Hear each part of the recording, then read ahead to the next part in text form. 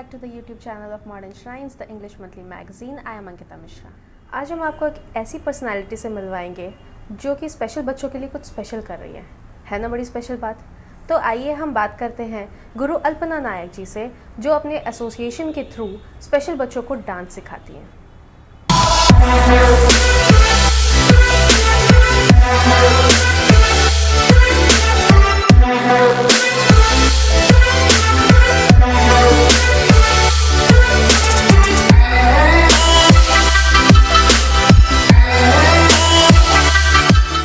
सबसे पहले तो मैम मॉडर्न श्राइन से बात करने के लिए आपका बहुत बहुत धन्यवाद। आपने हमें समय दिया और आप हमसे बात कर रहे हैं। मैं आपसे ये जानना चाहती हूँ, आपकी जो संस्था है अल्पना फाउंडेशन, नेशनल से इंटरनेशनल है और इतना बढ़िया काम कर रही है, इतने अच्छे कॉज के लिए कर रही है। आप उसके बारे में थोड़ा सा हमें बताएं ताकि हमारे दर्शक को पता चले कि आप कितना अच्छा काम कर रहे हैं। नमस्कार, मैं अल्पना नायक हूँ। मैं एक ओडिसी डांसर हूँ और 2003 में आके दिल्ली में सेटल हुई हूँ, क्योंकि हस्बैंड के नौकरी के दौरान मुझे उनके transferable job, so I had to travel a lot, but now I am settled in Delhi. तो यहाँ दिल्ली में 2003 में एक इंस्टीट्यूट मैंने खोलने की कोशिश की, क्योंकि एक्चुअली मुझे बहुत मन था कि मैं ओडिसी डांस को कैसे स्प्रेड करूं। बट जो आपने पूछा कि इतना अच्छा काम कर रहे हैं, उसके बारे में बताने से पहले मैं थोड़े से उसका बैकग्राउंड बताऊंगी। मैं जब दिल्ली आई 2003 में, तो मैंने एक इंस्टीट्यूट खोलने की सोचा और सबसे पहले अपने घर से ही मैंने स्टार्ट किया। मेरे पास जस्ट 3 स्टूडेंट्स थे और मैं एनसीआर में एक जगह है चंदर नगर, वहाँ पे मैं अपना इंस्टीट्यूट, मतलब क्योंकि एक्चुअली वहीं रहती थी मैं तभी। तो मैंने जैसे स्टार्ट किया, तो हमारे जो नेबर में थे, एक लेडी एक दिन आई और मुझे कहा कि मैम आप सबको डांस सिखाते हैं, मेरे बेटे को सिखाएंगे। I was ever ready. मैं कहा ऑफ कोर्स मैं सिखाऊंगी, क्यों नहीं, सबको सिखाती हूँ तो उसको भी सिखाऊंगी। बट शी टोल्ड कि no ma'am, he is not all right. थोड़ा सा मुझे झटका लगा। मैंने कहा what do you mean by not all right? तो उन्होंने कहा कि आप देख लीजिए, आपको समझ आ जाएगा, वो बाकी बच्चों की तरह नहीं है। ऑनेस्टली स्पीकिंग, तब तक मुझे बिल्कुल अंदाज़ा भी नहीं था कि चैलेंज बच्चे होते कैसे हैं, किन्हें हम चैलेंज कहेंगे। क्योंकि हमारे सोसाइटी में बचपन से हमें यही सिखाया जाता है, बहुत ही डेरोगेटरी वर्ड्स यूज़ किया जाता है इन लोगों के लिए। नॉर्मली लोग कहते हैं उनके घर में ना एक पागल बच्चा है, वो पागल है, which is very very sad and I believe it's a derogatory word. तो उन्होंने जब आकर मुझे कहा कि वो नॉर्मल नहीं है, तब मैंने सोचा क्या हो सकता है, और वो उसको बुला के लाए। यू वोंट बिलीव, इतना हैंडसम लड़का, 11 साल का लड़का था, टॉल, एकदम फेयर कम्प्लेक्शन। उसने आया तो मैं बहुत खुश हो गई, मैंने सिखाया, वो फटाफट सीखने लगा। बट जैसे ही मैंने बोलने की कोशिश की, तो तब मुझे पता चला कि नहीं, इसको कोई प्रॉब्लम है, क्योंकि वो ठीक से बोल नहीं पा रहा था और बच्चे जैसे बिहेव कर रहा था। तो उसकी मम्मी ने बोला वैसे तो वो 11 साल का है, बट एक्चुअली वो उसके जो मेंटल एज है वो 5 साल के बच्चे की तरह है। और ये बात मुझे समझ आ गया 2-3 दिन में। उससे पहले मुझे कोई एक्सपीरियंस नहीं थी, but I took it as a challenge. और फिर मैंने, अच्छा ठीक है, आप ले आइए उसको, मैं उसको जितना कोशिश कर सकती हूँ। और आप यकीन नहीं करोगे, 3 महीने में वो एक डांस आइटम इतनी अच्छे से सीख लिया।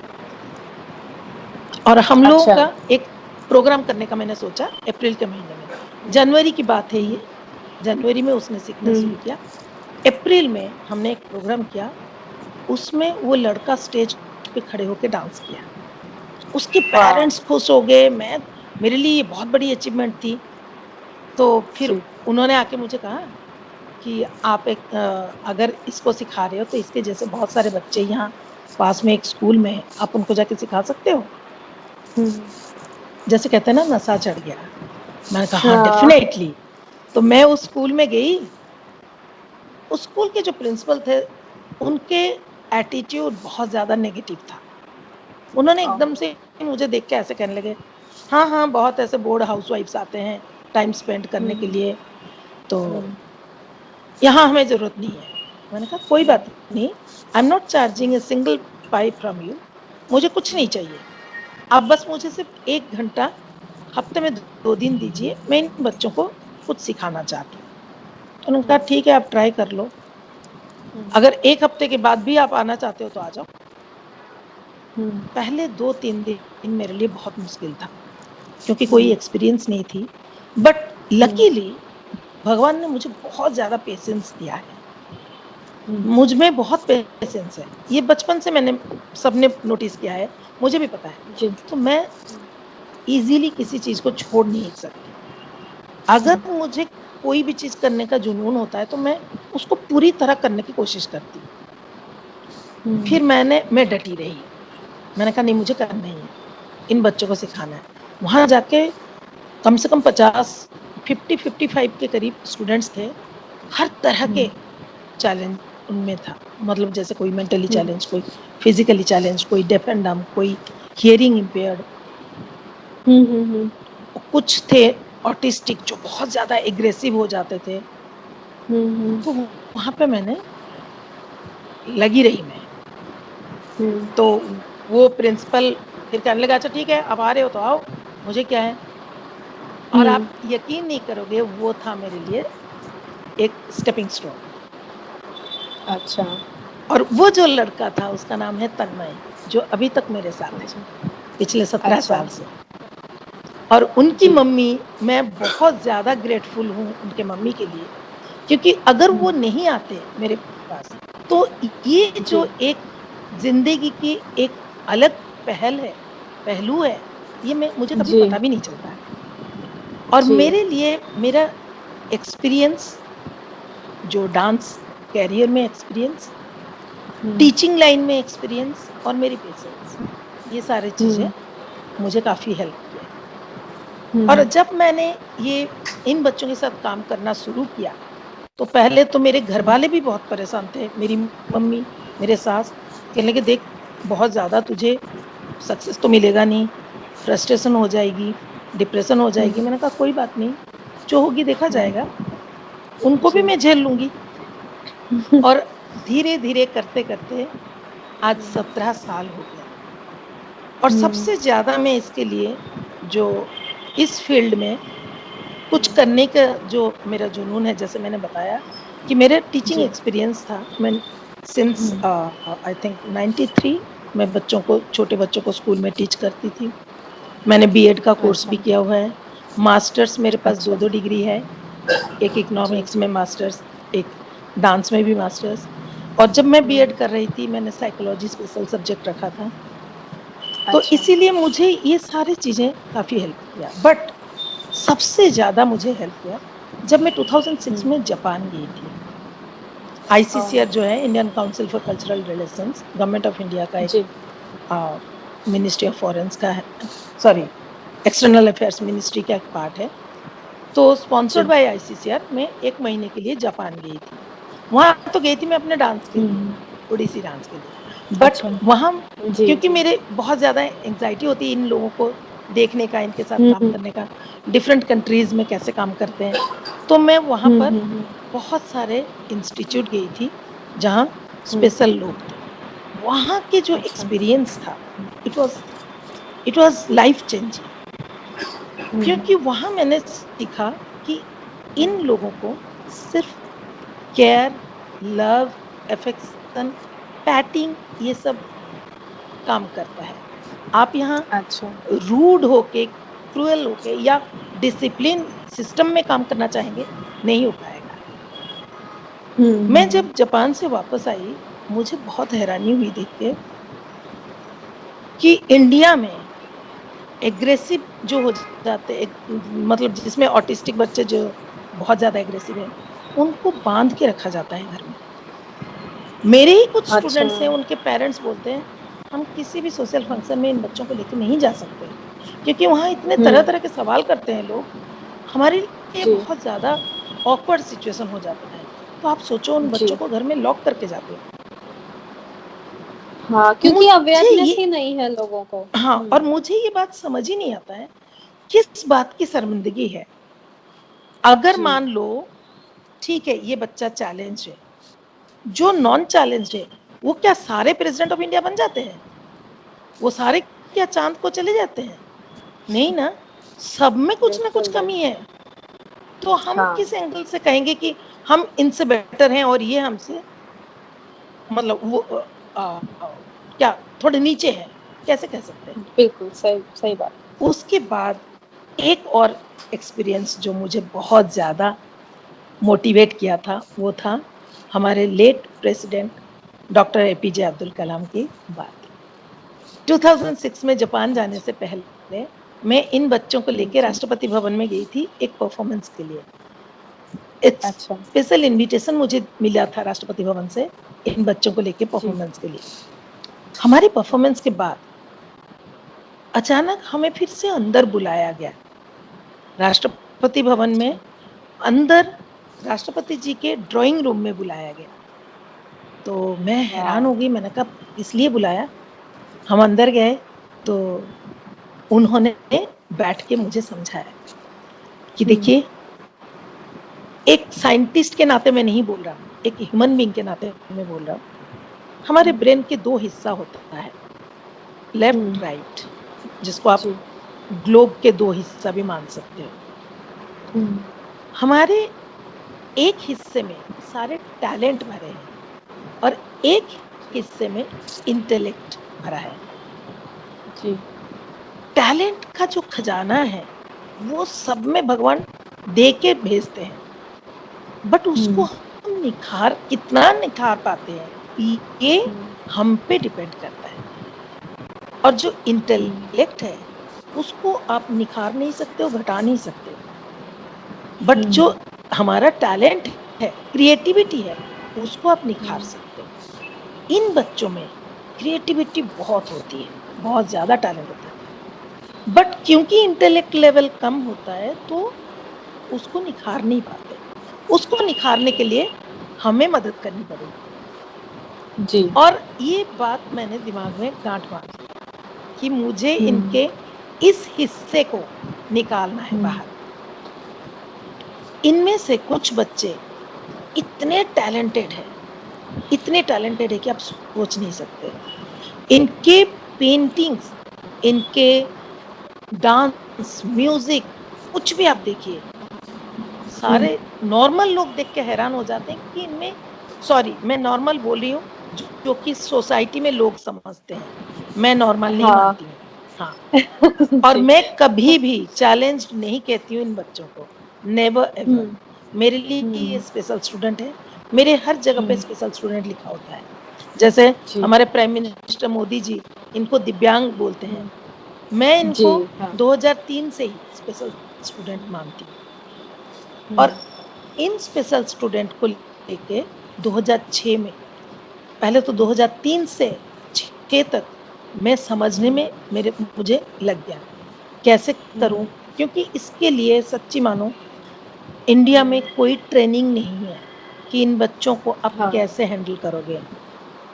जी, बिल्कुल नहीं है। एकेडमिक्स में ट्रेनिंग हो सकता है, बट हुँ, जो आर्टिस्टिक फील्ड में, क्रिएटिविटी फील्ड में कोई हुँ, ट्रेनिंग नहीं है कि इन बच्चों को कैसे हैंडल करोगे।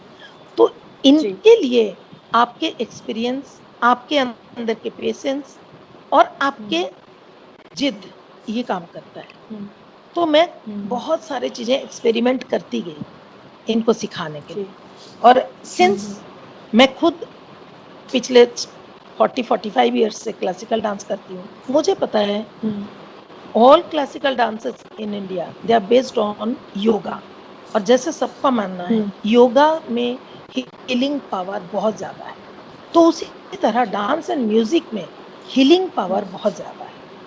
दे hmm, work as a therapy. Hmm, dance therapy क्या है मुझे नहीं पता। बहुत लोग मुझे कहते हैं, "क्या आप अपने हुँ, आप को डांस थेरेपिस्ट क्यों कहते हो?" मैंने कहा, "ना, हुँ, मैं कभी नहीं बोलती हूँ कि मैं डांस थेरेपिस्ट हूँ, क्योंकि मैं हुँ, डांस थेरेपी की को स कभी ट्रेनिंग की ही नहीं। मैं जो कुछ भी करती हूँ अपने एक्सपीरियंस से करती हूँ। और 2006 के बाद मेरे नज़रिया ही बदल गए। एक तो डॉक्टर एपीजे अब्दुल कलाम और दूसरा जी। जापान के एक्सपीरियंस। फिर हमने सोचा, क्योंकि हमारा एक एनजीओ है छोटा-सा, हमने सोचा इन बच्चों के लिए एक प्रोग्राम करते हैं, देखते हैं कैसे रिस्पॉन्स मिलता है। पहले तो हम सिर्फ अपने स्टूडेंट्स को लेके 1 घंटे का एक प्रोग्राम किया 2006 में। 2007 में इसको नेशनल करा, क्योंकि अच्छा। बाकी स्टेट से भी और 2-3 ग्रुप्स को बुलाए और उसमें सेमिनार भी हमने रखा, वर्कशॉप रखा, सेमिनार रखा। फिर 2008 में हमने इसको इंटरनेशनल किया। अच्छा। 5 सार्क कंट्रीज़ से लोगों को बुलाया। जो अच्छा। हमारे सार्क कंट्रीज़ हैं, इंडिया, जी। नेपाल, बांग्लादेश, भूटान, श्रीलंका।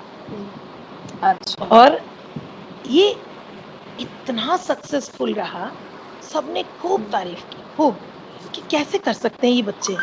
उनको स्टेज पे देख के लोग हैरान हो जाते थे और पूछते थे इनमें क्या कमी है? ये तो नॉर्मल दिख रहे हैं, नॉर्मल लग रहे हैं। फिर जी। धीरे-धीरे करते-करते ये हमारा जो इसका नाम हमने रखा संभव। 2006 में इसका नाम रखा था अच्छा। संभव। संभव means possible, anything is possible. और अब अच्छा। ये संभव हाँ। आके 2019 में जब लास्ट ईयर, अब तक हमारे संभव में मोर देन 38 कंट्रीज़ पार्टिसिपेट कर चुके हैं। और अब ये बढ़ के 3 दिन का प्रोग्राम हो चुका है। सुबह 9 बजे से शाम के 9 बजे तक होता है। उसमें yoga workshop, dance therapy workshop, music therapy workshop, art and craft workshop, seminars और परफॉर्मेंसेस, ये सारी चीज़ें हम करते हैं। और जितने कंट्रीज़ आते हैं, उनके देश में कैसे काम करते हैं, क्या करते हैं, ये जानने के लिए हम उनके साथ एमओयू साइन करते हैं और अपने बच्चों को लेके उनके कंट्रीज़ में भी जाते हैं। तो ऐसे अच्छा। हमारे बच्चे कम से कम अभी 6-7 कंट्रीज़ घूम चुके हैं, परफॉर्मेंस कर चुके हैं। तो अच्छा। ये था हमारे एनजीओ के बारे में। एक्चुअली मुझे अगर बोला जाए तो मैं तो घंटों बोलूँगी। तो इसीलिए नहीं, अभी हमें भी मुझे सुन लगता है के मैम, नहीं मैम, हमें भी सुन के बहुत अच्छा लगा। आप इतना अच्छा काम कर रही हैं, और जो हमारे जो स्पेशल नीड्स है जिन बच्चों को, उनके लिए सोसाइटी में हमने भी देखा है कि किस तरह से उन्हें ट्रीट किया जाता है, और आप उनके लिए एक होप लेकर आई हैं। आप उनके लिए इतना अच्छा कुछ कर रही हैं कि वो अपनी क्रिएटिविटी जो है उसके थ्रू कुछ कर सकें। तो ये तो बहुत अच्छी बात है, और हम चाहते हैं कि लोगों को आपके बारे में और ज़्यादा पता चले, हमारे व्यूअर्स जो हैं उनको पता चले आपके बारे में, और वो भी इससे अटैच हों। अगर उनको भी कोई स्कोप मिलता है तो वो यस। भी इससे अटैच हों, जिससे कि इस तरह के और भी जो स्टूडेंट्स हैं जो चाहते हैं इस फील्ड में आने के लिए, उनको मौका मिले।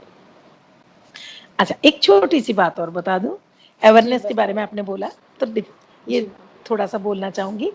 अ, जो पेरेंट्स मैं जिनकी बात कर रही थी, स्पेशल बच्चों के पेरेंट्स, वो अपने बच्चों को घर में लॉक करके जाते थे, मैंने आपको बताया, जब हाँ किसी हाँ, सोशल पहले फंक्शन में बताया। जाते हैं। आज जी। वही पेरेंट्स आके कहते हैं, we are so proud of our kids. मतलब वो अब पहचाने जाते हैं बच्चों की वजह से। तो वो जी। बहुत खुश हैं कि हमारे बच्चे इतना अच्छा परफॉर्मेंस वगैरह कर रहे हैं, बाहर जा रहे हैं, अब लोग इनके लिए हमें पहचानते हैं। और दूसरी बात है, जो हाँ। मेरे जो नॉन चैलेंज्ड, क्योंकि हमारे ऑर्गेनाइजेशन में, ये मैं ज़रूर बताऊँगी, हमारे ऑर्गेनाइजेशन एक इंटीग्रेटेड इंस्टीट्यूट है। यहाँ पे चैलेंज्ड एंड नॉन चैलेंज्ड बच्चे एक साथ डांस, म्यूज़िक, ड्राइंग, पेंटिंग सब कुछ सीखते हैं। तो हम उनको सेग्रीगेट नहीं करते हैं, क्योंकि ऑलरेडी अच्छा। सोसाइटी इतना उनको अलग करके रखा है। तो हमारे इंस्टीट्यूट वाह। में चैलेंज्ड एंड नॉन चैलेंज बच्चे एक साथ सीखते हैं, एक साथ जी। स्टेज पे परफॉर्म भी करते हैं, जो कि, अच्छा। क्योंकि मैंने देखा है जब इनको दूसरे बच्चों के साथ आप सिखाओ तो इनका कॉन्फिडेंस लेवल बढ़ता है, इस वजह से पिकअप कैपेसिटी बढ़ जाता है। तो अच्छा। वो जल्दी पिक करते हैं कोई भी चीज़ जब हम सिखाते हैं। इसीलिए ये एक इंटीग्रेटेड इंस्टीट्यूट है, नंबर 1। नंबर 2 है, हम जैसे बाकी इंस्टीट्यूट में चैलेंज के अंदर भी वो कहेंगे मेंटली चैलेंज्ड अलग, फिजिकली चैलेंज्ड अलग, डेफ एंड डम्ब अलग। जी जी, नहीं, नहीं, कोई सेग्रीगेशन नहीं है हमारे इंस्टीट्यूट में। ये तो ऑल आर बहुत इक्वल, अच्छी बात है, तो बहुत सारे अच्छी बात बच्चे है। एक साथ सीखते हैं। तो जी, ये हमारे मोटो भी है हाँ, कि हम तो सोसाइटी उनको में भी दिखाना चाहते हैं। उन बच्चों को भी फिर फील नहीं होता है कि हम लोग डिफरेंट है या हम में कोई कमी है, सब एक साथ रहते हैं। वो एग्जैक्टली, सोसाइटी ने हाँ, जो ऑलरेडी एक इम्बैलेंस किया हुआ है, आप उसको बैलेंस करने की कोशिश कर रही हैं, बहुत कोशिश अच्छी कर रहे बात हैं है। बस। Thank you so much, thank modern strengths को समय देने के लिए मैम आपका बहुत बहुत धन्यवाद। हमारे साथ आपने बात करी, इतनी अच्छी यू। अच्छी चीजें आपने शेयर की। मैं तो चाहती हूँ कि लोगों को इसके बारे में पता चला और आपसे जुड़े, आपके साथ जुड़े, और उनको, और ये जो सोसाइटी का भेदभाव जो आप हटाने की कोशिश कर रही हैं, इसमें पूरा योगदान दें। Thank you so much, thank you, thank you ma'am. Thank you, bye. Do subscribe to our channel for more such videos.